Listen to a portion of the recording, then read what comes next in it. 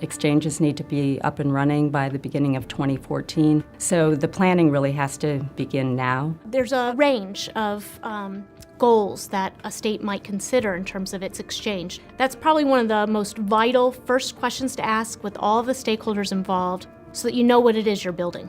The biggest misconception about the exchange is what it really is. Some people seem to consider it as its own risk pool. Really, the exchange is just a marketplace. It's a place where insurance is sold. There are things that the exchange does that benefit the marketplace generally, and then things that the exchange does that benefit the individuals and the small employers who are served by the exchange. So there's going to be a portion of these costs that are going to be borne either by state government, the insurance marketplace as a whole, or the individuals and small employers who purchase via the exchange, because those costs will probably be passed through from the health plans to the exchanges. So everything has to be value added. In my mind, that's a good thing because it means you really have to be very focused on what your goals are.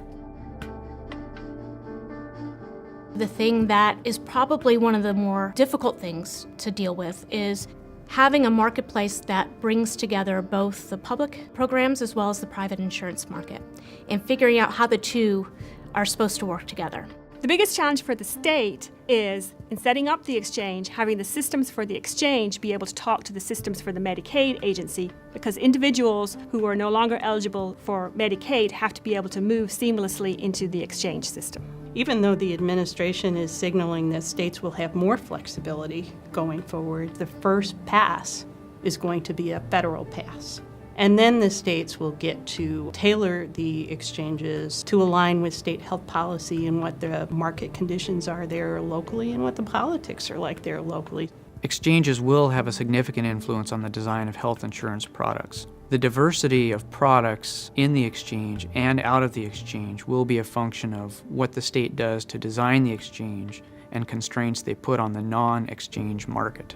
You could also expect to see people who are currently purchasing in the individual market outside of the exchange to migrate into the exchange if they want to take advantage of the tax credits and subsidies that are available in the exchange. So that alone, I think, is going to be a significant change in the competitive landscape. Not only will insurance companies have to provide quality, adequate network of providers, but they have to ensure that that network of providers includes providers for certain populations. Things to ensure that the healthcare system is accessible to everyone. Every state will have unique challenges or characteristics of their market that will make setting up the exchange different.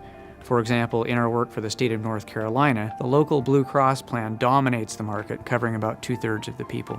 That presents unique challenges when you combine the risk characteristics of that existing market to those of the new exchange enrollees. I think every state's going to come at it a little bit differently, just based on their current perspectives and their current populations.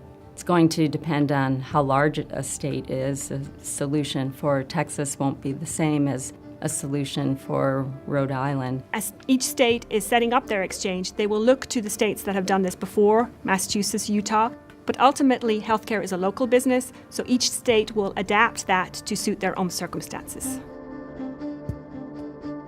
One of the critical factors is making sure that you're balancing your internal expertise with external expertise and people that have and organizations that have a broader focus and can look across the landscape. That's really useful because it can both help you assure that you're focused on the right issue and also give you a perspective about things that you might not see directly yourself on how the landscape is changing. And so, for example, we actually are consulting with Milliman on the impact of health reform on our lines of business. Exchanges are new for just about every state, so this is all new stuff for everyone.